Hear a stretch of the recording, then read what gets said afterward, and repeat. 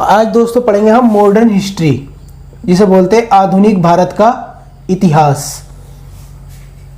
ये तुम्हें पता ही होगा कि अंग्रेज 1608 में भारत में उनकी एंट्री हो चुकी थी और उनके द्वारा जो पहला युद्ध भारत के खिलाफ पहला युद्ध जो लड़ा गया वो कब लड़ा गया? 1757 में। भारत के खिलाफ पहला युद्ध कब लड़ा गया? 1757 में, जिसे बोलते हैं प्लासी का युद्ध, बैटल ऑफ प्लासी। इसके बाद इनके द्वारा एक युद्ध और लड़ा गया, क्या था? वो हुआ 1764 में। इस युद्ध इसे बोलते हैं बक्सर का युद्ध, बैटल ऑफ बक्सर। अंग्रेजों की एंट्री हो गई। आज का जो हमारा विषय वो है मॉडर्न हिस्ट्री, यानी कि अधिकांश जो आंदोलन हुए उनके बारे में हम चर्चा करेंगे। तो आंदोलन के बारे में तो हम बाद में बात करेंगे ना, पहले ये तो देख लो राष्ट्रवाद। पहले हम नेशनलिज्म की भावना तो जगा ले भारतीयों के अंदर, तो समझते पहले राष्ट्रवाद क्या है।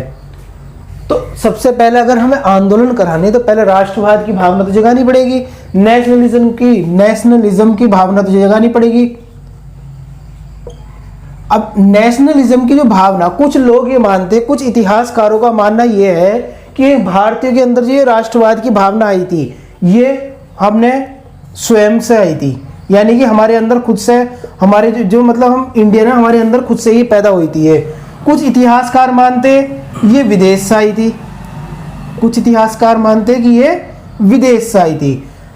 अब इसमें से कौन सा सही है कौन सा गलत है? तो देखो इसमें से 100% कोई सा भी सही नहीं है और ना ही कोई सा गलत है, क्योंकि तुम अगर अपना प्राचीन भारत पढ़ते हो वहां तुम्हें देखने को मिलता है एक अखंड भारत का सपना, है ना, अखंड भारत की सपना देखने को मिलता। इसके बाद अगर तुम मध्यकालीन भारत में आते हो तो वहां तुम्हें क्या मिलते हैं? भक्ति आंदोलन देखने को मिलते हैं। भक्ति आंदोलन पूरे भारत में, नॉर्थ ईस्ट से लेकर वेस्ट तक और नॉर्थ से लेकर साउथ तक पूरे भारत में ये भक्ति आंदोलन चले। तो इस भक्ति आंदोलन के फलस्वरूप या प्राचीन भारत जो था वहां से ही हमारे अंदर कहीं ना कहीं ये नेशनलिज्म की भावना आ चुकी थी। तो ये मतलब ये बोला जाता है कि नेशनलिज्म की भावना प्राचीन भारत और इसके बाद जो भक्ति आंदोलन चले वहां से हमारे अंदर आ गई थी।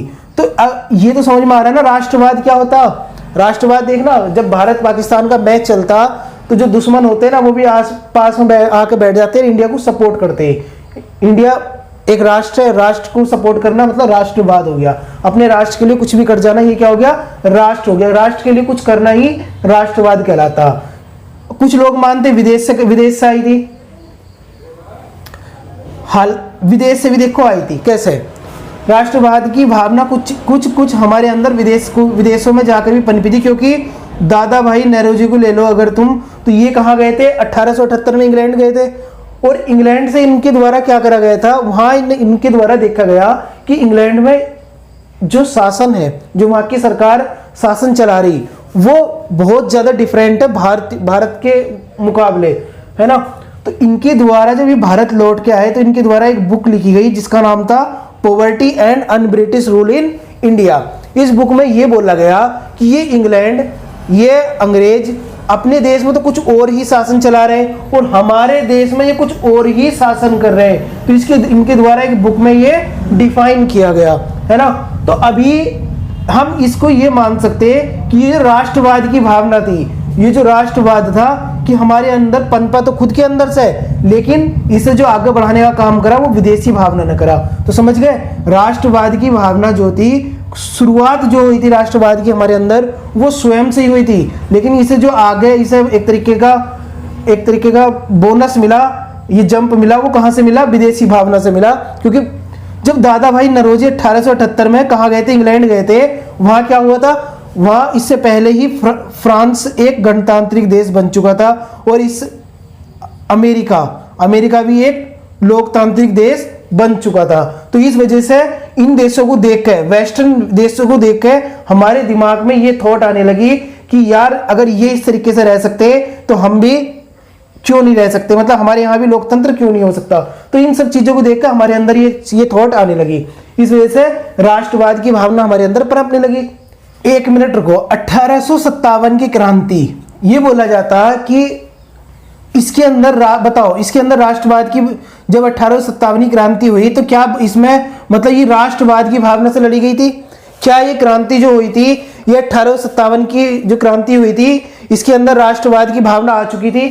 तो देखो इसके बारे में अगर मैं बात करूं, देखो इसके होने और ना होने में दोनों में ही राष्ट्रवाद आता। देखो क्योंकि उस टाइम पे जब 1857 की क्रांति हुई, ये असफल क्यों हो गई? देखो सफल भी नहीं हुई और असफल भी नहीं हुई है ना, तो इसका एक मॉडरेट सा प्रभाव पड़ा।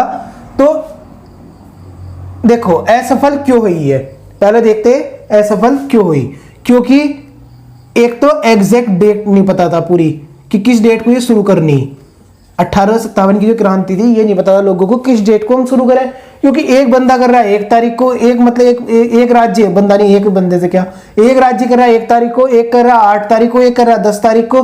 तो इस तरीके से क्या हो रहा था, मतलब पूरा एक एग्जैक्ट टाइम नहीं मिल पाया इन्हें, है ना। सब एक साथ मिलकर क्रांति की शुरुआत नहीं कर पाए। अगर ये क्रांति एक साथ शुरू हो जाती तो निश्चित तौर पे बहुत बड़ा इसका प्रभाव पड़ता है 1857 क्रांति का।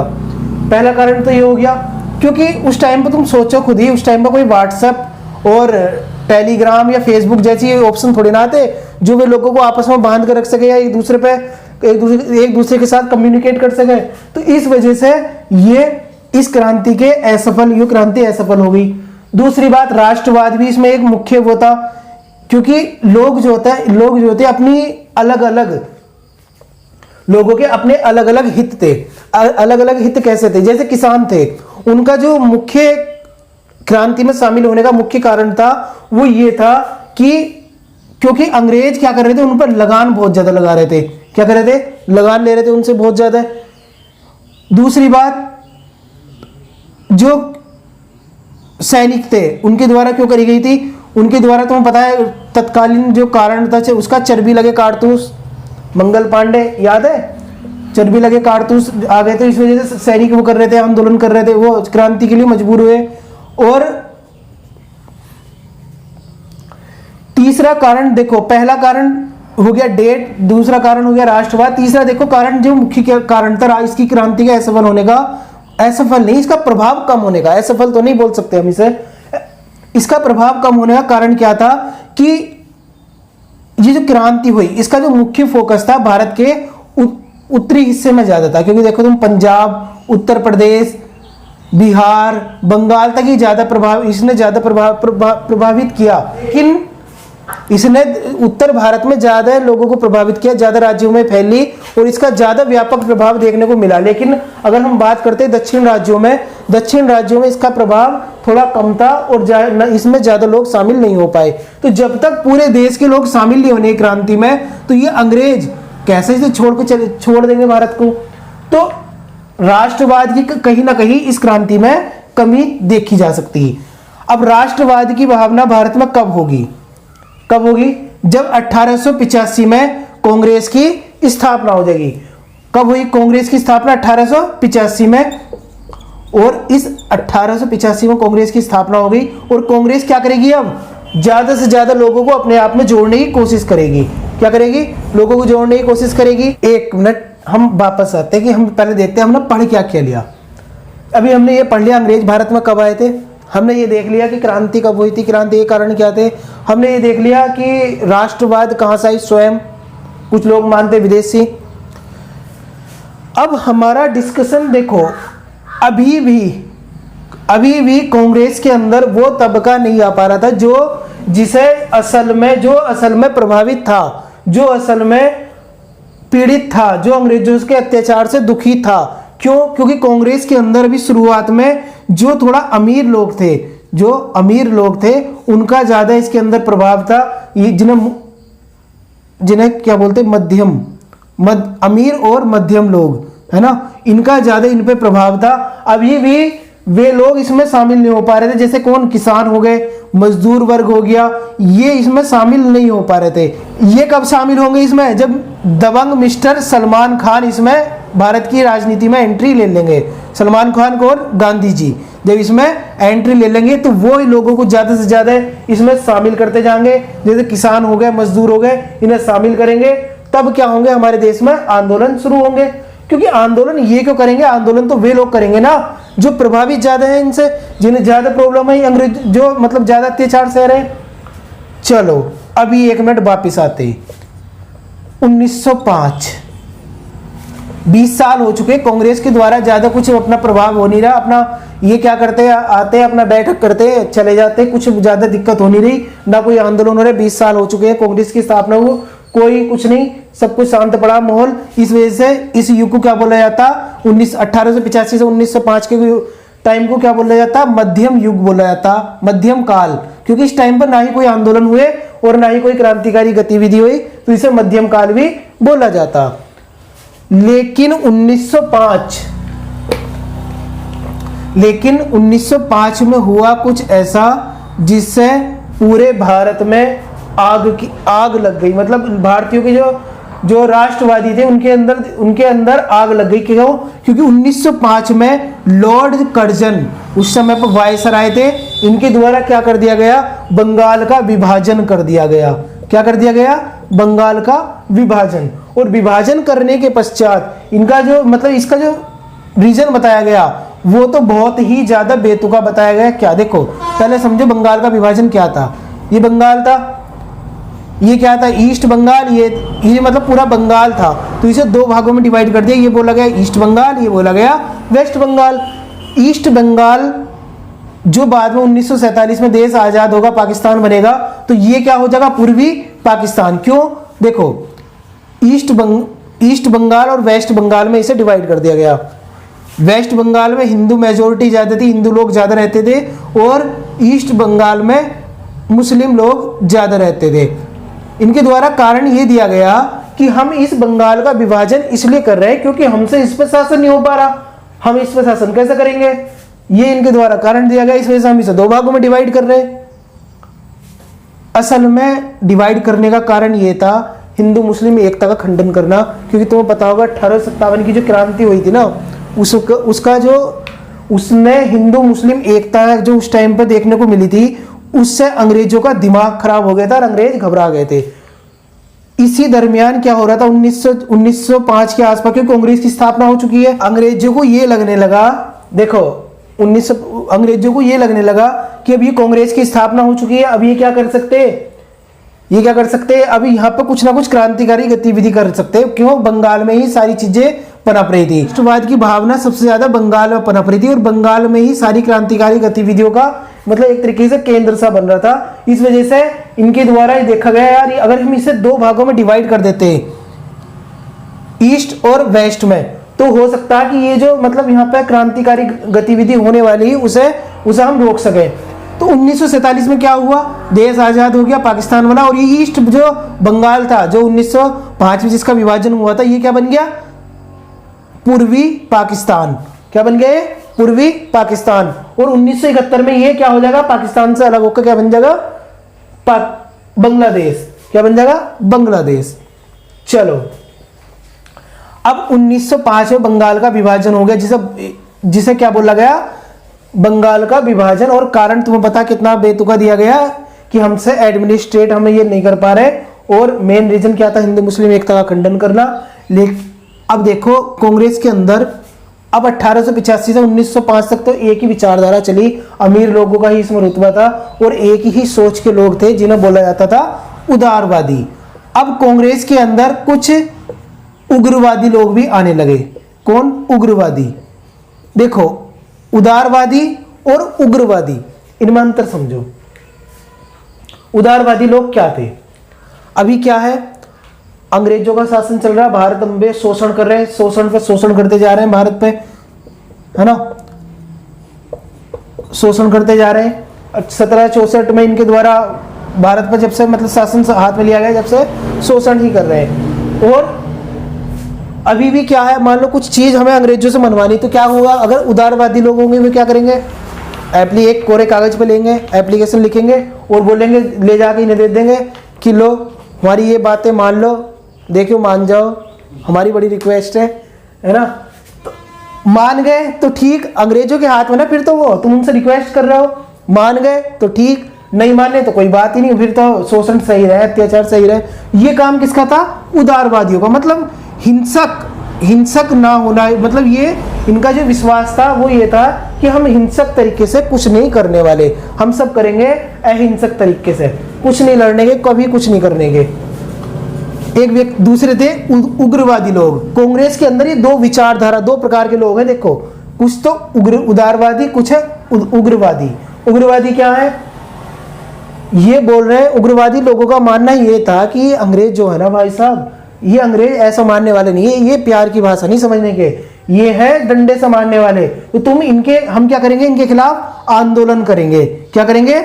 आंदोलन, क्रांतिकारी घटनाएं करेंगे, क्रांतिकारी गतिविधि करेंगे, है ना। अंग्रेजों का साथ नहीं देने के, अंग्रेजों को परेशान करेंगे। ये काम किसका था? उग्रवादियों का, है ना। हिंसक घटनाएं करेंगे, ये सारा काम उग्रवादियों का था। मतलब ये सोच, जो थॉट प्रोसेस था, ये उग्रवादियों का था। चलो, अभी तक कांग्रेस में किसका प्रभुत्व है मैंने बताया? उदारवादी लोगों का, अमीर लोगों का। उग्रवादी लोग इनसे ये बोल रहे हैं, भाई साहब तुमने ये देखो कि इन्होंने क्या कर दिया, इन्होंने, अंग्रेजों ने बंगाल का विभाजन कर दिया और तुम चुपचाप बैठे हो, तुम कुछ नहीं कर पा रहे, तुम्हारे हाथ में पूरी कांग्रेस है, तुम लोगों को जोड़ भी रहे, लेकिन तुम्हारा फायदा क्या हो रहा है, तुम कुछ कर नहीं पा रहे। ये बात कौन बोल रहा? उग्रवादी लोग बोल रहे हैं उदारवादियों से। बंगाल का विभाजन हो, कुछ नहीं कर पा रहे। अभी तक तुमने कोई आंदोलन शुरू नहीं करा, अभी तक तुमने कोई आंदोलन नहीं करा, बंगाल विभाजन हो चुका, तुम कुछ बोल ही नहीं रहे हो।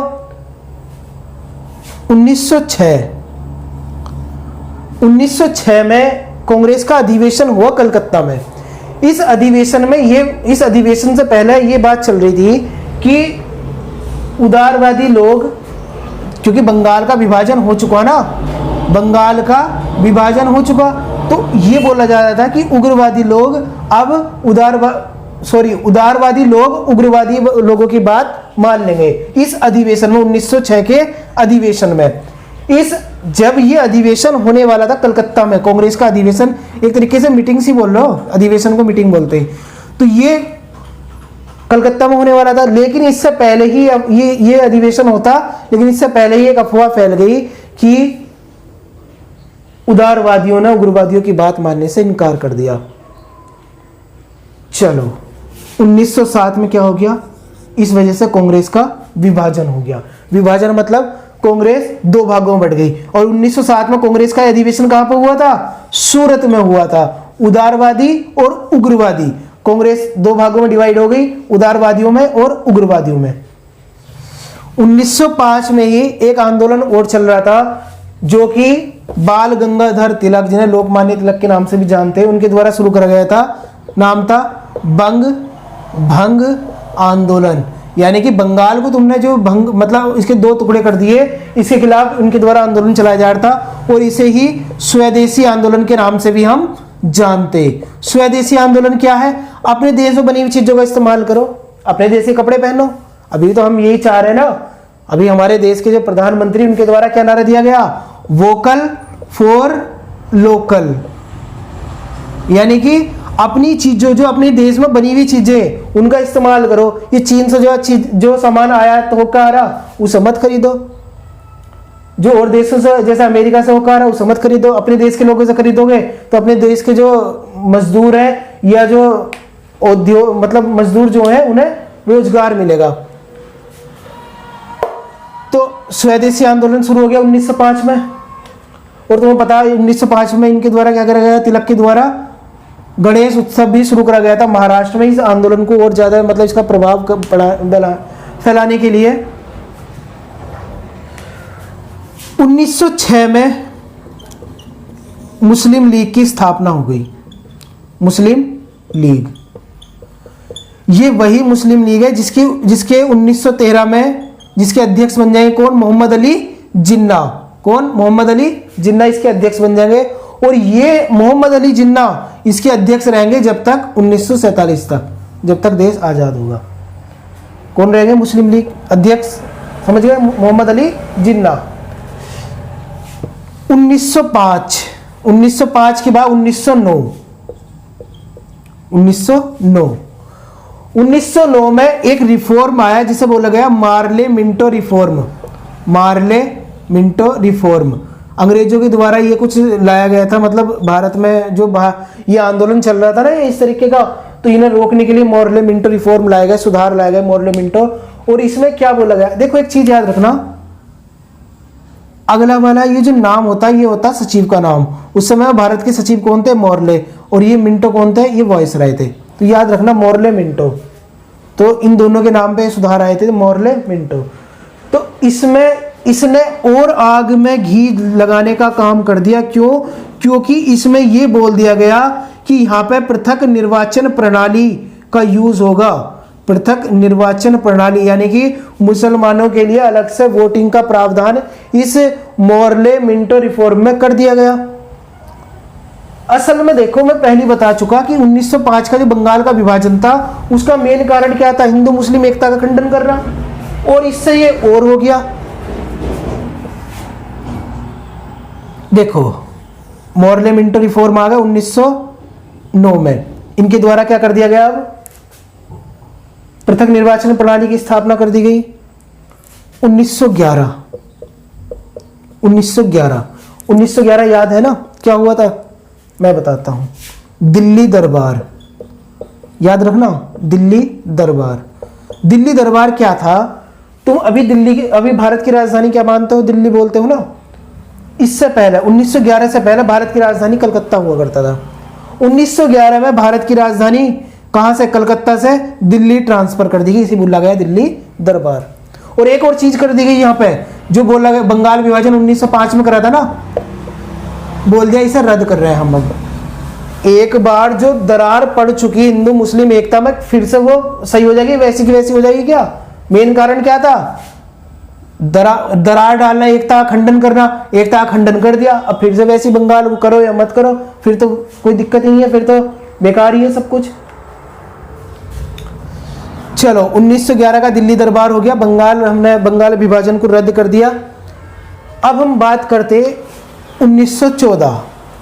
एक कहानी के तरीके से इतिहास को पढ़ो तो इजी लगता। 1914 में क्या हुआ, पहला विश्व युद्ध शुरू हो गया।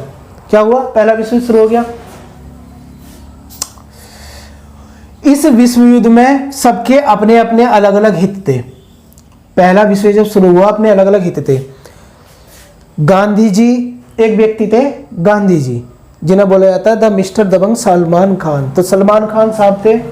देखो सलमान खान क्यों बोला जाता है, क्योंकि ये अपनी, जैसे सलमान खान हर मूवी में हर मूवी में अपनी शर्ट खोल देता है वो, इसी तरीके से इनके द्वारा कर दिया गया। गांधी जी भी अपने, जैसे कोई आंदोलन होता था, कोई भी गलत चीजें दिखती थी, अपना शर्ट वर्ट उतार के, सूट बूट उतार के आ जाते थे मैदान में। तो देखो 1914 में पहला विश्व युद्ध शुरू हो गया, सबके अपने अलग अलग हित चल रहे हैं। अंग्रेज वहाँ यूरोप में लड़ रहे हैं, पहला विश्व युद्ध लड़ रहे हैं। और इनके द्वारा क्या करा गया, भारतीयों को ये बोला गया कि तुम एक काम करो। भारतीयों से कहा गया अंग्रेजों के द्वारा कि तुम हमारी इस युद्ध में मदद करो। क्या करो, मदद करो। और तुम अगर हमारी इस युद्ध में मदद करोगे, मदद कैसे करोगे, हमारी तरफ से हमारे सैनिकों की तरफ, मतलब हमारे सैनिक के रूप में लड़ो, है ना, और फसल उगाओ, हमारा साथ दो, हमें ज़्यादा यहाँ पर परेशान मत करो भारत में। जैसे ही युद्ध समाप्त होगा, जब भी होगा, हम क्या करेंगे, तुम्हें थोड़ी बहुत लिबर्टी दे देंगे, आज़ादी दे देंगे, थोड़े बहुत संवैधानिक सुधार कर देंगे। क्या कर देंगे, संवैधानिक सुधार कर देंगे, संवैधानिक सुधार कर देंगे। गांधी जी ने कहा बिल्कुल ठीक बात, आज़ादी नहीं दे रहे, मत दो, देने की कोशिश तो करोगे, थोड़ी बहुत तो दोगे। संवैधान नहीं बनाने दे रहे, संविधान नहीं बनाने दे रहे, संवैधानिक सुधार तो करवाओगे। गांधी जी ने घर घर जाके अंग्रेजों का प्रचार करा कि जाओ, इनकी फसल उगाओ, अंग्रेजों के साथ लड़ो, इन्हें परेशान मत करो। गांधी जी ने घर घर जाके इनका प्रचार करा। तो इस वजह से गांधी जी को क्या बोला जाता, सार्जेंट बोला जाता। क्या बोला जाता, सार्जेंट की उपाधि गांधी जी को दी जाती। आगे समझ में क्यों दी जाती। 1916 में तुम्हें याद है ना क्या हुआ था, लखनऊ पैक्ट, लखनऊ समझौता।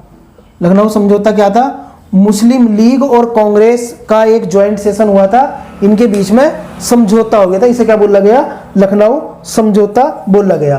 क्या बोला गया, लखनऊ समझौता 1916 में हुआ था। एक व्यक्ति थे बाल गंगाधर तिलक, जिनके बारे में पहले भी तुम्हें बता चुका। बाल गंगाधर तिलक थे, और इनके द्वारा, तुम पता है इनके द्वारा एक बंगाल बंग भंग आंदोलन भी चलाया जा रहा था। बंग भंग आंदोलन जब ये चल रहा था, इन्हें पकड़ के कहाँ डाल दिया था, मांडले जेल में डाल दिया गया था अंग्रेजों के द्वारा, है ना। यहाँ तो इस वजह से ये आंदोलन ठप सा पड़ गया था। बाल गंगाधर तिलक थे, इनके द्वारा ये बोला गया गांधी जी को, गांधी जी तुम ये क्या कर रहे हो, तुम्हें पता है तुम मतलब क्या कर रहे हो। देखो कितना बेहतरीन मौका हमें मिला कि वहां यूरोप में तो वे परेशान कर रहे हैं, यहाँ हम इन्हें परेशान करते, ये हमें जल्दी से जल्दी आजाद कर देंगे, यहाँ से छोड़ कर भाग जाएंगे। इस वजह से बाल गंगाधर तिलक के द्वारा क्या करा गया, होम रूल लीग आंदोलन शुरू करा गया। एक महिला और थी, Annie Besant. Home rule league आंदोलन शुरू करा गया और एनी बेसेंट थी, इनके द्वारा क्या करा गया, जो बाल गंगाधर तिलक थे ये होम रूल लीग कहाँ चला रहे थे, महाराष्ट्र में, और एनी बेसेंट अडियार चेन्नई में चला रही, मद्रास में। तो ये याद रखना, इनके द्वारा 1916 में ये आंदोलन शुरू करा गया था। इनके द्वारा आंदोलन शुरू कर दिया गया। आंदोलन बेहतरीन अपने पीक पर चल रहा, बहुत ज्यादा मतलब अंग्रेजों पर प्रेशर पड़ रहा। अंग्रेजों ने बोला देखो भाई साहब तुम हमारी बात मानो, हमने एक बुला रहे हैं, अब संवैधानिक सुधार ला रहे हैं। जैसे क्या लाए थे 1909 में लाए थे ना, एक रिफॉर्म लाए थे मोर्लेमेंटो, हम 1919 में लाएंगे, अब 1919 में लाएंगे और उसमें क्या करेंगे, तुम्हें सारी आजादी दे देंगे। रातों रात हृदय परिवर्तन, दिल परिवर्तन, यानी कि दिमाग बदल गया किसका, एनी बेसेंट का। किसका, एनी बेसेंट का। आंदोलन वापस ले लिया, जो होम रूल लीग आंदोलन चल रहा था वापस ले लिया, और बाल गंगाधर तिलक कहाँ पहुंच गए, इंग्लैंड पहुंच गए मुकदमा लड़ने के लिए। तो होम रूल लीग आंदोलन बिल्कुल ठप से पड़ गया। अब कुछ नहीं हो रहा, मतलब बिल्कुल शांति पड़ी हुई है, कुछ नहीं। होम रूल लीग आंदोलन मैंने तुम्हें बता दिया। देखो 1909 में रिफॉर्म आए थे, अगले कब आ रहे हैं 1919 में, कितने साल बाद, 10 साल बाद। अगले कब आएंगे 1929 में, लेकिन 1929 में नहीं आए थे। क्यों नहीं आए थे, नेक्स्ट आगे बताऊंगा। 1919 में ही दूसरा विश्व युद्ध खत्म हो गया, वो सॉरी पहला विश्व युद्ध, फर्स्ट वर्ल्ड वॉर खत्म हो गई, वर्ल्ड वॉर 1919 में फर्स्ट वर्ल्ड वॉर खत्म हो गई और ट्रीटी ब्रेटी हो गई थी 1918-1900 मान लो। गांधी जी ने बोला लाओ हमें लिबर्टी देने की कोशिश करो, आज़ादी देने की कोशिश करो, संवैधानिक सुधार करो। इनके द्वारा क्या कर दिया गया, रोलेक्ट एक्ट लागू कर दिया गया। रोलेक्ट एक्ट क्या था, अभी क्या है, अगर रोलेक्ट एक्ट एक तरीके से कर्फ्यू के जैसा था, अगर अभी रोलेक्ट एक्ट लगा हुआ तो तुम क्या नहीं कर सकते, कोई भी आंदोलन नहीं कर सकते, कुछ विरोध नहीं कर सकते। अगर तुम ऐसा करोगे तो तुम्हें पकड़कर सीधा जेल में डाल दिया जाएगा। और इसे क्या बोला गया, तुम फिर अपील नहीं कर सकते कोई भी कि हाँ तुम्हें इसमें क्यों डाला गया, इस तरीके को मतलब किसी कोर्ट में जाके अपील नहीं कर सकते। दूसरा ना ही कोई वकील रख सकते। अभी क्या है, तुम वकील रख लेते हो ना, इस तरीके से कुछ बात वैसे होती है मुकदमे वाली तो वकील रख लेते हो, तो नो अपील, नो वकील और नो दलील, तुम्हारी कोई दलील भी सुनी नहीं जानेगी, नो दलील। तो ये क्या था, रोलेक्ट एक्ट, इसी वजह से इसे काला कानून भी बोला जाता। नो अपील, नो वकील, नो दलील और भग जलील, इस तरीके से इसे याद रखना। रोलेक्ट एक्ट 1919 में ये आया था, 1919 में लागू किया गया था। एक्ट मतलब कानून। दिमाग खराब किसका होगा, गांधी जी का। क्यों, क्योंकि गांधी जी ने घर घर जाकर प्रचार करा था और ये बोला था कि मैं तुम्हें भरोसा दिलवाता हूं कि अंग्रेज हमारे लिए कुछ ना कुछ करेंगे। 1919 का जो रिफॉर्म आ रहा है उसमें गांधी जी ने बोला तुम तो निकले बहुत ज्यादा बेवफा, तुमने मेरा दिल तोड़ दिया, बेवफा, जालिम, बेकदर। अब क्या होगा, रोलेक्ट एक्ट लागू हो चुका है और ये जो 1919 के, अभी समझो 1919 के जो सुधार आए उसे क्या बोला गया, मोंटेग्यू चेम्सफोर्ड। इन्हें मोंटफोर्ड के नाम से भी हम जानते हैं, मोंटफोर्ड के नाम से भी हम जानते हैं, मोंटफोर्ड सुधार, ये मोंटेग्यू चेम्सफोर्ड सुधार 1919 के। गांधी जी के द्वारा ये बोला गया कि तुम्हारे लिए मैंने क्या क्या करा, तुमने मेरे साथ इतना बड़ा अन्याय करा, तुम्हें मैं छोड़ने वाला नहीं हूं। एक व्यक्ति थे सैफुद्दीन किचलू, ये और सुनो, सैफुद्दीन किचलू क्या कर रहे थे, ये इनका विरोध कर रहे थे। मतलब किसका विरोध कर रहे थे, रोलेक्ट एक्ट का। पकड़ के इन्हें जेल में डाल दिया गया। दिमाग खराब किसका हो गया? भारतीयों का। यार ये व्यक्ति इतना अच्छा काम कर रहा है, रोलक एक्ट का विरोध कर रहा है, जेल में तुमने डाल दिया। जलियांवाला बाग, अमृतसर में एक बाग था जलियांवाला, जिसकी दीवार थी लगभग 20-20 फीट दीवार थी, और एक ही उसका मेन गेट था।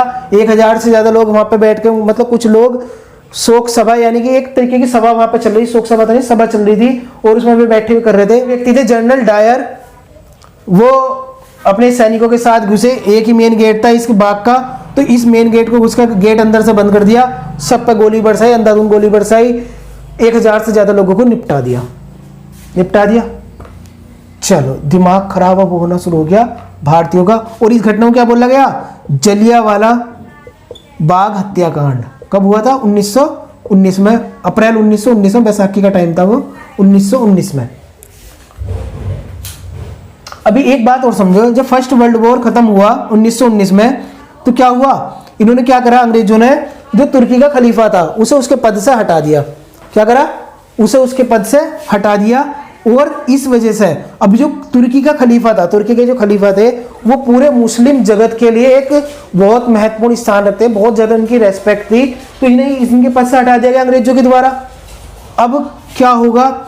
इनके पूरे विश्व के जितने भी मुसलमान थे वो भड़क गए, और उनके द्वारा आंदोलन शुरू करा गया, खिलाफत आंदोलन। पूरी दुनिया में खिलाफत आंदोलन चल रहा, कौन हिस्सा नहीं ले रहा? भारत के लोग, भारत के मुसलमान नहीं ले रहे। खिलाफत आंदोलन को भारत में लेकर आए, खिलाफत आंदोलन को भारत में लाया गया, खिलाफत आंदोलन को भारत में लाया गया 1919 में। 1919 में भारत में खिलाफत आंदोलन चला। खिलाफत आंदोलन में हिस्सा कौन ले रहा है? सारे मुसलमान हिस्सा ले रहे हैं। हिस्सा भाग कौन नहीं ले रहा है इस आंदोलन में? हिंदू नहीं ले रहे। गांधी जी को पता चल गया कि अब इससे बेहतरीन मौका नहीं मिल रहा, उनके द्वारा क्या कर दिया गया? असहयोग आंदोलन शुरू कर दिया गया। असहयोग आंदोलन शुरू कर दिया गया।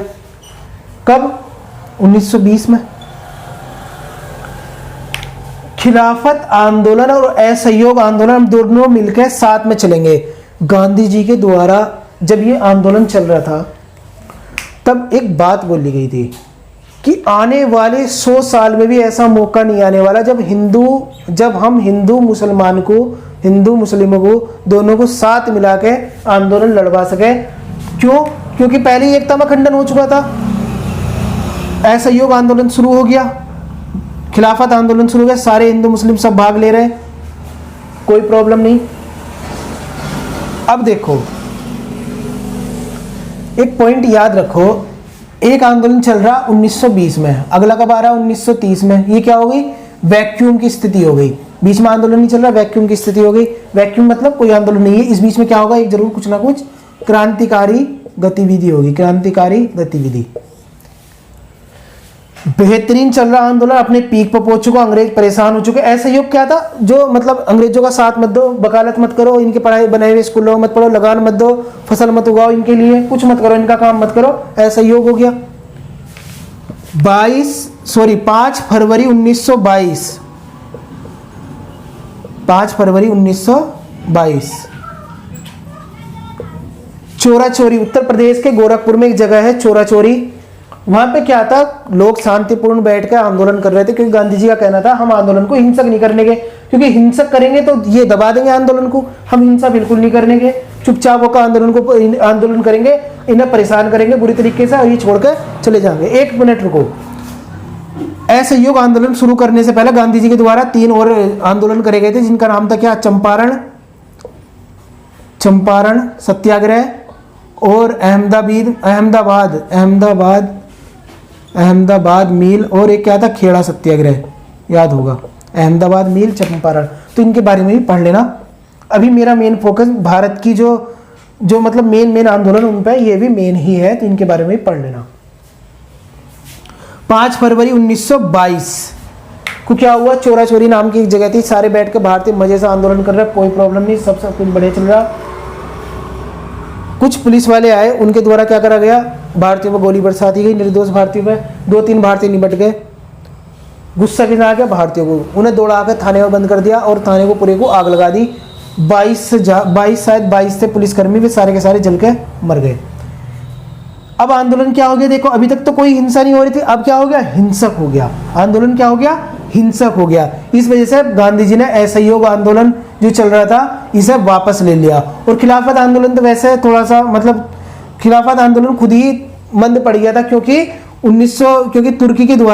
तुर्की के लोगों के द्वारा खुद ही बोल दिया कि हम अब लोकतांत्रिक देश को चुनेंगे जो खुद का चुनाव होगा, ऐसा कोई शासक हम नहीं मान रहे, तो ये आंदोलन वैसे ही रद्द पड़ गया था। दो व्यक्ति थे, मोतीलाल नेहरू और चित्तरंजन दास, जिन्हें CR दास के नाम से बोला जाता, और ये सुभाष चंद्र बोस के राजनीतिक गुरु भी थे। चित्तरंजन दास और मोतीलाल नेहरू के द्वारा ये बोला गया, जो तुम ये विरोध कर रहे हो ना, जो तुम अपनी बात मनवाना चाह रहे हो, इन्हें बाहर से कुछ मत कहो। तुम बाहर से कह रहे हो इन्हें क्या फर्क पड़ रहा, तुम एक काम करो, इनके साथ बैठ के राजनीति में हिस्सा लो, जहां ये कानून बनाते वहां हिस्सा लो, और इनके साथ तुम हिस्सा लोगे जो ये कानून उल्टा सीधा बना रहे, जैसे भी संसद चलती है ना इस तरीके से, अगर जो मतलब ये कानून गलत बना रहे हैं उसका विरोध करो, वो कानून पास मत होने दो। इससे क्या होगा, कोई ऐसा गलत कानून नहीं बनने का और हम इनका विरोध भी कर देंगे। तो ये बात बोली गई किसके द्वारा, मोतीलाल नेहरू और चित्तरंजन दास के द्वारा। कांग्रेस इससे सहमत बिल्कुल नहीं थी, और इस वजह से इन दोनों के द्वारा एक पार्टी का निर्माण करा गया, नाम था स्वराज्य पार्टी। क्या नाम था, स्वराज्य पार्टी। इसका निर्माण करा गया इनके द्वारा। कोई नहीं, करने दो। गांधी जी को पकड़ के जेल में डाल दिया गया असहयोग आंदोलन के बाद, इनके द्वारा एक पार्टी का वो कर लिया गया। इसी बीच काकोरी कांड हो गया 1925 में। 1925 में काकोरी कांड हो गया। काकोरी ट्रेन थी वो लूट ली थी। 1927 में क्या हुआ, रोलेक्ट एक्ट आया। अभी मैंने तुम्हें क्या बताया था, 1919 जो सुधार आ रहे हैं, पहला 1909 में आया, फिर 1919, और अगला कब आएगा 1929। अब क्या है, 1927 में साइमन कमीशन आया। रोलेक्ट बोल रहा हूं, साइमन कमीशन आया। साइमन कमीशन 1927 में क्यों आया, क्योंकि 1929 में जो ये सुधार लाने वाले थे, जो ये रिफॉर्म करने वाले थे अंग्रेज, इन्हें इंग्लैंड में थोड़ा राजनीतिक माहौल चेंज होने लगा। क्या, वहां पे एक पार्टी थी कंजर्वेटिव पार्टी, और एक थी लेबर पार्टी। लेबर पार्टी कब बनी थी, 1919 में। कंजर्वेटिव पार्टी सालों से राज करती आ रही थी। कंजर्वेटिव पार्टी को ये लगने लगा कि इस बार लेबर पार्टी जीत जाएगी, और भारत हमारा एक बहुत बड़ा उपनिवेश है, और क्या होगा अगर ये लेबर पार्टी जीत गई, इसे कोई ज़्यादा एक्सपीरियंस भी नहीं, इससे हमारा उपनिवेश निकल जाएगा हमारे हाथ से। इनके द्वारा क्या बोला गया, इलेक्शन से पहले ही हम यहाँ पे ये रिफॉर्म लागू कर देते हैं, और इस वजह से साइमन कमीशन भारत आया। आगे समझ में क्यों आया साइमन कमीशन भारत। 1927 में साइमन कमीशन भारत आया। इसका विरोध किसने करा, भारतीयों ने। क्यों, क्योंकि इस साइमन कमीशन मतलब एक तरीके का ग्रुप, इस ग्रुप में टोटल 7 सदस्य थे, और क्योंकि इसके अध्यक्ष कौन थे, इस ग्रुप के अध्यक्ष कौन थे, साइमन, तो इस वजह से साइमन कमीशन इसका नाम रख दिया गया। 7 सदस्य सारे के सारे क्या थे, अंग्रेज थे, कोई भी भारतीय नहीं था। वे अंग्रेज थे जो कभी भारत में आए नहीं थे, पहले भारत के बारे में जानते नहीं। तुम इसका विरोध कौन कर रहे थे, भारतीय, कि भाई साहब यार तुम कानून बना रहे हो तो कम से कम हमें तो लो, एक आध को हमें तो शामिल करो। इस वजह से इसका विरोध करा गया, और लाठीचार्ज में लाला लाजपत राय की मृत्यु हो गई। लाला लाजपत राय की मृत्यु हो गई इस वजह से, क्योंकि वो इनका विरोध कर रहे थे, अंग्रेजों के द्वारा उन पर लाठी बरसाई गई, तो लाला लाजपत राय की मृत्यु हो गई। और ये साइमन कमीशन अपनी रिपोर्ट अपना काम करके चला गया वापिस। इसे लागू कौन नहीं होने दे रहा है, भारतीय। पहले एक मिनट समझो, अंग्रेजों के द्वारा यह बोला गया कि तुम साइमन कमीशन का विरोध कर रहे हो, बताओ क्यों कर रहे हो तुम इसका विरोध, बताओ क्या प्रॉब्लम है तुम्हें। भारतीयों के द्वारा बोला गया यार तुम हमारे लिए कानून बना रहे हो तो एक काम तो कर दो यार, कम से कम हमें से एक आध को तो ले लो। इतने बड़े बड़े बुद्धिजीवी हमारे यहाँ पे हैं, मोतीलाल नेहरू जैसे एक वकील हैंगे, गांधी जी हैंगे, सब है, एक आध को तो शामिल करो, कम से कम एक आध तो लो। वरना तो ये है कि 4 तुम हो जाओ, 3 हम हो जाएंगे, और हम इस तरीके से इसे देखेंगे। तुम बनाओगे कानून, तुम्हारे अंदर इतना दिमाग है। ये बात किसके द्वारा बोली गई, अंग्रेजों के द्वारा। तुम्हारे अंदर इतना दिमाग नहीं है, तुम इतने बुद्धिजीवी लोग नहीं हो, तुम तो बहुत ज्यादा पिछड़े हुए लोग हो। दिमाग खराब अब किसका होगा, मोतीलाल नेहरू का। किसका, मोतीलाल नेहरू। क्यों, क्योंकि इनके द्वारा बोल दिया गया तुम्हारे अंदर बुद्धि नहीं है, बिल्कुल ही बेकार हो तुम। मोतीलाल नेहरू ने हाथों हाथ एक रिपोर्ट तैयार कर दी जिसे बोला गया क्या, नेहरू रिपोर्ट। कब आई थी वो, 1928 में। कब, 1928 में आई थी नेहरू रिपोर्ट। इसके बाद जिन्ना के द्वारा भी करी गई थी, उसे जिन्ना रिपोर्ट बोला गया था, याद रखना। सब कुछ सही चल रहा, बेहतरीन चल रहा, अपने पीक पे चल रहा। इसी बीच कांग्रेस का एक अधिवेशन हो गया 1929 में, और उनके कहाँ हुआ था, लाहौर। और इनके द्वारा ये बोल दिया, इसके अध्यक्ष कौन बन गए थे, पीटी नेहरू, पंडित जवाहरलाल नेहरू इसके अध्यक्ष बन गए। और इनके द्वारा ये बोल दिया गया कि अभी तक तो हम भारत इनसे थोड़ी बहुत ही आज़ादी लेना चाह रहे थे अंग्रेजों से, अब हम इनसे पूर्ण स्वतंत्रता हमें इनसे चाहिए अंग्रेजों से, अब हम इन अंग्रेजों को बाहर खदेड़ करेंगे। ये बात किसके द्वारा बोली गई, नेहरू के द्वारा, इस अधिवेशन में बोली गई, लाहौर अधिवेशन में। और इनके द्वारा इस टाइम पे ये भी बोल दिया गया कि हर 26 जनवरी को हम स्वतंत्रता दिवस मनाया करेंगे, हर 26 जनवरी को। 1929 की बात कर रहा हूँ। इस वजह से तुम्हें पता, जब हमारा देश आज़ाद हुआ 1950 में आज़ाद हुआ, हमारा संविधान जब लागू हुआ 1950 में, तो 26 जनवरी को इसलिए ही 26 जनवरी को ये चुना गया था। क्यों, क्योंकि इस 26 जनवरी को हम आज़ादी के रूप में मनाते आ रहे थे, ताकि लोग इन्हें भूल ना जावे 26 जनवरी को। इस वजह से हमने 26 जनवरी को ही अपना संविधान लागू करा, क्योंकि 1929 से हम क्या कर रहे थे, इस तारीख को हम स्वतंत्रता दिवस के रूप में मना रहे थे। हालांकि स्वतंत्र नहीं हुए थे, लेकिन मना रहे थे, जस्ट एक फीलिंग ले रहे थे। जैसे बोलते हैं ना, अगर तुम आईएएस बनना चाहते हो या कोई मतलब कुछ भी बनना चाहते हो, तो उसकी तरह सोचना शुरू कर दो और उसकी ये सोचा करो कि तुम मतलब वो बन चुके, तभी तुम्हारे अंदर ज़्यादा अच्छी फीलिंग आ गई और तभी तुम ज़्यादा सीरियस हो पाओगे अपने गोल के लिए।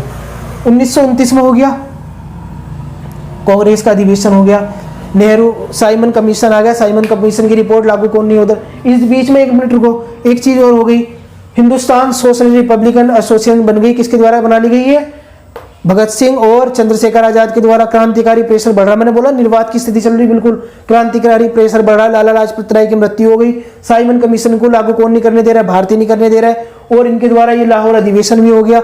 एक व्यक्ति थे इरविन, उन्हें समझ में आ गया कि जब तक हम मिस्टर दबंग सलमान खान से बात नहीं करने के, तब तक हमारी कुछ नहीं होने का। उस समय पर गांधी जी क्या कर रहे थे, सविनय अवज्ञा आंदोलन में व्यस्त थे, जिन्हें नमक आंदोलन में बोला था, नमक के डांडी मार्च के नाम से बोलते हैं। 1930 में इसमें गांधी जी आंदोलन ये कर रहे थे, क्यों, क्योंकि नमक के ऊपर टैक्स बढ़ा दिया था, इनके द्वारा बोला गया था। इस आंदोलन को सविनय अवज्ञा आंदोलन भी बोला जाता, कि तुम्हारे जो कानून है ना, हम बड़े आराम से तोड़ेंगे, हिंसक तरीके से नहीं, बड़े प्यार से तोड़ देंगे तुम्हारे कानूनों को। तो ये क्या था, सविनय अवज्ञा आंदोलन था, और इसे डांडी मार्च भी बोला जाता, नमक सत्याग्रह भी बोला जाता। तो ये ही सब कुछ था, 1930 में ये शुरू हुआ था। तो कंफ्यूज मत हो, ये सब कुछ एक ही है। गांधी जी, इरविन कहाँ गए, गांधी जी क्या करते, सॉल्ट सत्याग्रह में बिजी थे। एक बार तो पता आईएएस के एग्जाम में क्वेश्चन आया कि बताओ निम्नलिखित में से किस केमिकल का यूज हमारे स्वतंत्रता आंदोलन में हुआ। तो इस तरीके से रखा था KCl, HCl और H2SO4 और NaCl, इस तरीके से दे रखा था। अब बताओ कहाँ से क्वेश्चन भूल लिया, कहाँ पढ़ रहे हो तुम, अभी तक मैंने कुछ नहीं पढ़ाया ऐसा। देखो NaCl क्या है, सोडियम क्लोराइड, जिसे बोला जाता क्या, नमक। क्या बोला जाता, नमक। और नमक सत्याग्रह हमने करा था, तो इस वजह से इसका इस्तेमाल हुआ था हमारे स्वतंत्रता आंदोलन में।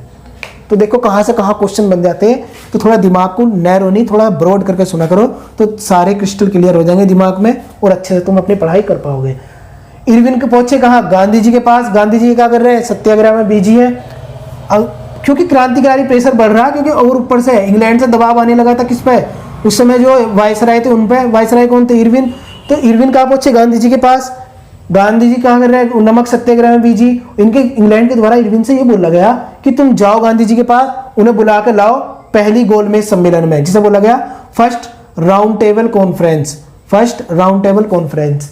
गांधी जी ने कहा मैं नहीं जाने का, बिल्कुल भी, मैं कर रहा हूँ आंदोलन, तुमने मेरा विश्वास तोड़ा, मैं हूँ दिल जला आशिक, मैं जाने का नहीं बिल्कुल भी। देखो थोड़ा सा मैं वैसी भाषा यूज कर रहा, समझने की कोशिश करो। मैं बिल्कुल नहीं जाने का। गांधी जी नहीं गए, चलो दूसरी में लेकर चलो। इरविन गए गांधी जी के पास, गांधी जी बोला बताओ तुम्हारी क्या क्या मांग है। कौन नहीं सुन रहा तुम्हारी, तुम बुजुर्ग हो चुके हैं, हम भी मानते हैं, लेकिन तुम्हारी बात कौन नहीं सुन रहा, बताओ, मैं सुनूंगा। गांधी जी की सारी बात सुन ली, नमक टैक्स हटा दिया, सारी चीजें हो गई, सब कुछ हो गया। इसी टाइम पे ये तुम्हें बता, इनके द्वारा, अंग्रेजों के द्वारा ये कर दिया गया था सरदार भगत सिंह को फांसी की सजा सुना दी गई थी, अभी दी नहीं थी, सुना दी गई थी। भगत सिंह को फांसी की सजा सुना दी गई। ये बोला जाता अगर गांधी जी उस टाइम पे इरविन से ये बोल देते कि इन्हें भगत सिंह को फांसी ना दो तो उस समय पे अंग्रेज मान जाते, ये बोला जाता। लेकिन कितनी सच्चाई है कितना वो तो वहां की कंडीशन बताती, कंडीशन से पता चलेगा, है ना। तो ये इरविन गए गांधी जी के पास, गांधी जी बैठे थे आंदोलन पे, इन्होंने बोला हम तुम्हारी सब बात मानेंगे, चलो हमारे साथ इंग्लैंड, तुम्हें घुमा कर लाता हूं मैं इंग्लैंड, टूर पे चलो मेरे साथ। गांधी जी मान गए, गांधी जी पहुंच गए, अपना आंदोलन रद्द करके कहां पहुंच गए, सेकेंड राउंड टेबल कॉन्फ्रेंस में पहुंच गए, कहां, England round table, second round table. एक क्वेश्चन है मेरा, ये तीनों जो round table, 3 round table conference हुई, 3 गोल में सम्मेलन हुए थे, फर्स्ट, सेकंड, थर्ड, इन तीनों के बारे में तुम्हें कमेंट बॉक्स में लिखना कि ये कौन कौन से सन में हुई थी, कौन कौन से सन में हुई थी, first, second, third.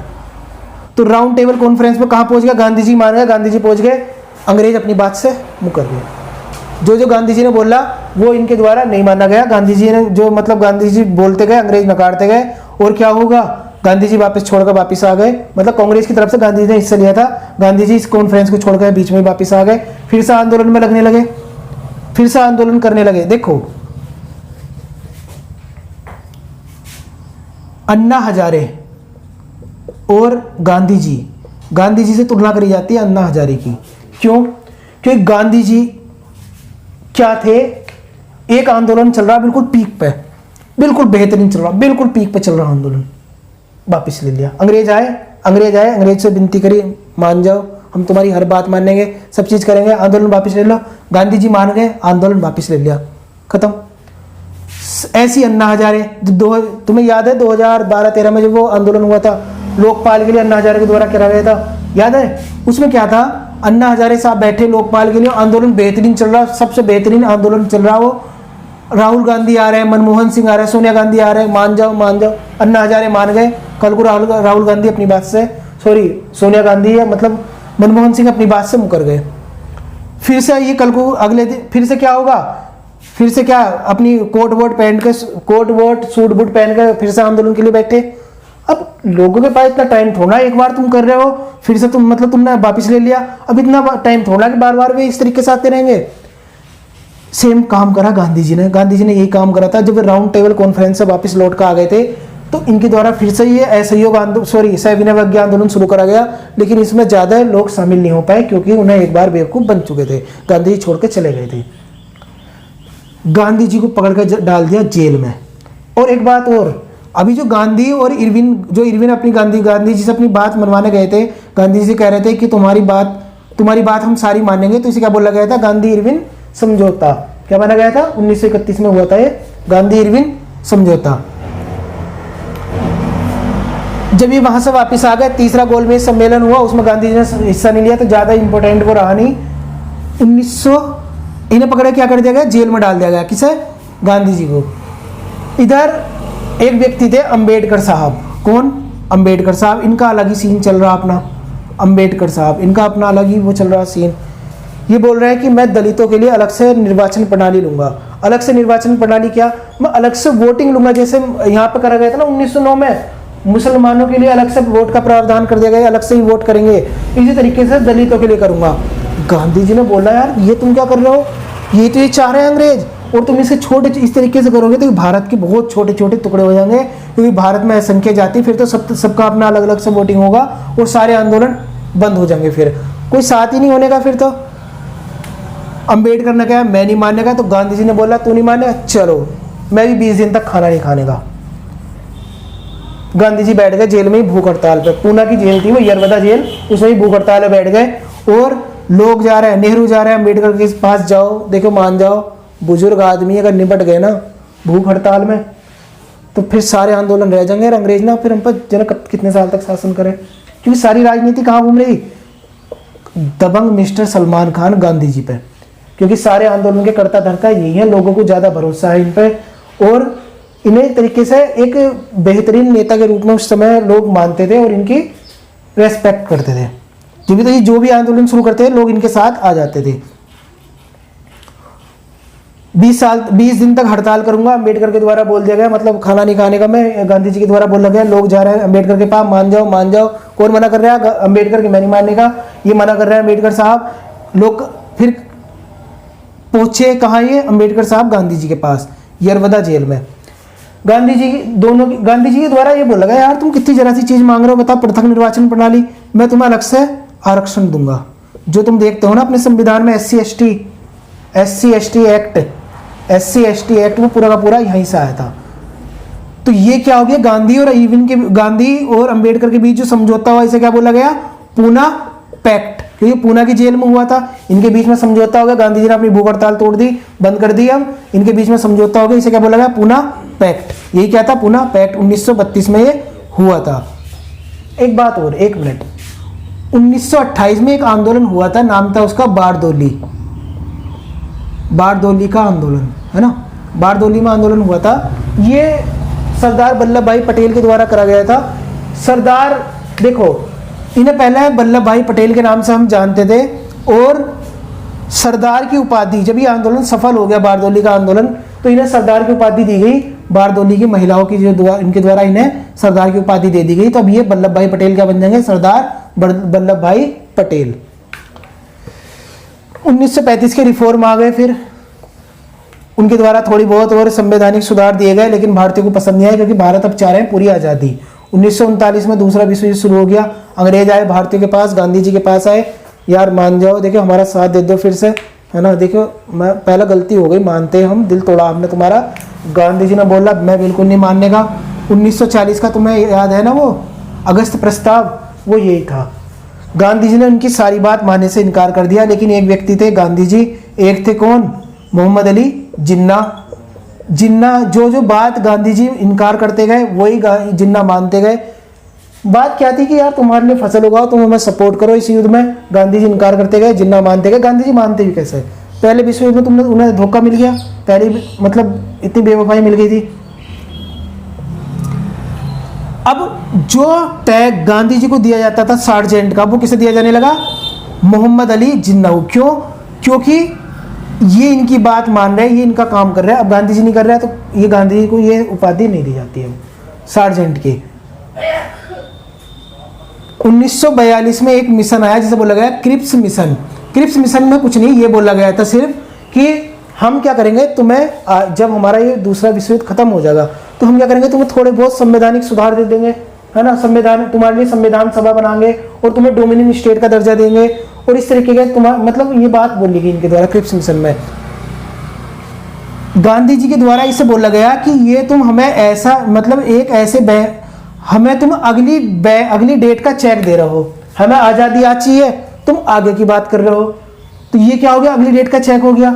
Nehru ji के द्वारा ये बोल दिया गया कि ये अगली डेट का चेक तो है, लेकिन एक ऐसे बैंक का चेक है जो बैंक की खत्म होने वाली। तो ये किसके द्वारा बोला गया? नेहरू जी के द्वारा। किसे? क्रिप्स मिशन को। 1946 में फिर क्या हुआ? संवैधानिक सभा बन गई। 1947 में क्या हुआ? देश आज़ाद हो गया। 1950 में संविधान लागू हो गया। 1962 में भारत चीन का युद्ध हो गया। 1971 में बांग्लादेश आज़ाद हो गया। 1999 में कारगिल वॉर हो गई। क्या हुई? कारगिल वॉर। 2014 में मोदी गवर्नमेंट आ गई, यानी कि मोदी गवर्नमेंट नहीं, मोदी सरकार चुनकर आ गई। और 2016 8 नवंबर 2016 को क्या हुआ? सबको लाइन में लगा दिया गया, यानी नोटबंदी कर दी गई। 2019 में दोबारा से मोदी सरकार आ गई, और आज हम 2022 में खड़े। तो अब 1947 जो हमारे देश के क्रांतिकारी थे, या जिन्होंने हमारे देश के लिए बलिदान करा, तो क्या हम उनके सपनों को पूरा कर पाए? क्या 75वीं सालगिरह मनाई ना इस बार हमने, क्या हम महिलाओं को वही बराबर का दर्जा दे पाए? महिलाओं, जो हम समावेशी विकास चाह रहे थे, क्या हम वो कर पाए? और जो बच्चे हैं, मतलब सबको, मतलब जो बाल मजदूरी थी, क्या उसे हम खत्म कर पाए? तो ये सारे प्रश्न हैं जो अभी अनुत्तरित हैं, जिनका हमें अभी कोई सटीक उत्तर नहीं मिलता, क्योंकि हम महिलाओं पर देखते हैं अभी भी अत्याचार होते हैं, समावेशी विकास हम नहीं कर पा रहे, इसमें थोड़ा पिछड़ रहे हैं। बाल